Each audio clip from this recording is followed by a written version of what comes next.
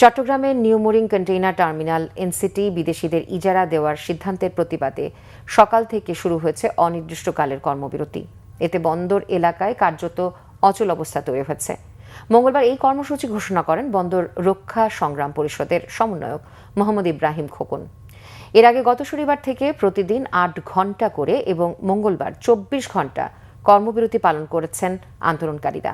তাদের দাবি, সরকার যতক্ষণ ইজারা প্রক্রিয়া থেকে ফিরে আসবে না ততক্ষণ এই কর্মসূচি চলবে। কর্মবিরতির কারণে বন্দর থেকে আমদানি পণ্যের ডেলিভারি, কন্টেইনার হ্যান্ডলিং, বন্দরের ভেতরে পণ্যবাহী গাড়ি চলাচল বন্ধ হয়ে গেছে। তবে বহির নোঙরে বড় জাহাজ থেকে ছোট জাহাজে পণ্য খালাস স্বাভাবিক রয়েছে। এনসিটি, সিসিটি ও জিসিবি বাড়তে হয়নি কোনো ধরনের পণ্য খালাস কার্যক্রম।